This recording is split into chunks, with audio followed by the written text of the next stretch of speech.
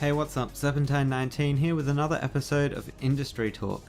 Today, I want to talk about EA's new subscription service coming to the Xbox One.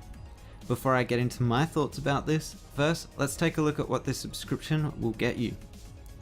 For the low price of $5 a month in America or $7 in Australia, EA is offering 4 games for no extra charge, which include FIFA 14, Madden NFL 25, Peggle 2, and Battlefield 4. On top of this generous offer, you will receive a 10% discount on all future EA published Xbox One titles and 5 days early access to new games before they release. So now, to put some perspective into this, you'll have to continue paying your subscription for access to the free with membership games, similar to the PlayStation Plus subscription model.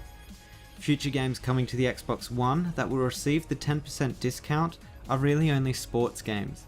I'll list them: Madden NFL 15, NHL 15, FIFA 15, NBA Live 15, and finally a game that isn't just a reiteration in the yearly sports cycle, Dragon Age Inquisition. Obviously, games further down the road such as Battlefront and Battlefield Hardline will be included. Now, let's look at the pricing. $5 or $7 a month isn't that much on its own, but it's on a platform that already forces you into a subscription to use their services. Xbox Live Gold costs around $12 a month, and already offers discount on games. But back to EA's access. The average price of games coming out of EA is around $90 in Australia. Subtract the 10% discount, that game is now $81. That's a saving of $9, and now I think you guys know where I'm going with this. Based on the Australian pricing, you would have to be buying a new EA game every month to make it worth the subscription, and with that comes the mentality that you have to buy a new EA game every month. It's a nice little trap for the unaware. Now you might be saying, well, the discount applies to DLC and you get early access to games.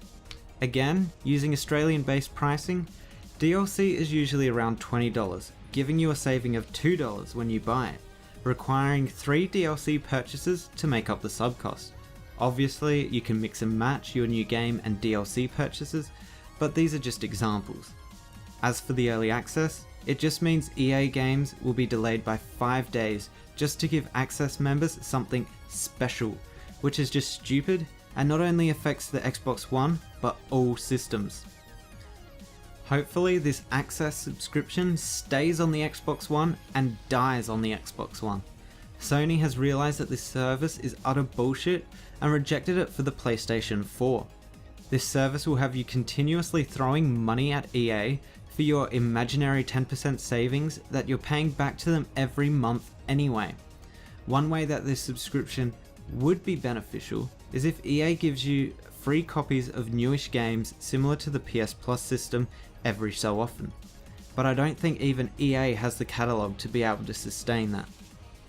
So my final thoughts: EA Access isn't offering you a discount, it's offering you a lock-in contract to buy games just to get value for your sub. Smart users will only sub when they want to make multiple purchases and then immediately unsub, but due to the minuscule fee, people will either forget about it or maintain the sub because, well, why not? While EA sits back and enjoys this new revenue stream that they have created without having to lift a finger. Well, that's my thoughts on the EA Access subscription. Let me know what you guys think in the comments below, and I'll see you next time.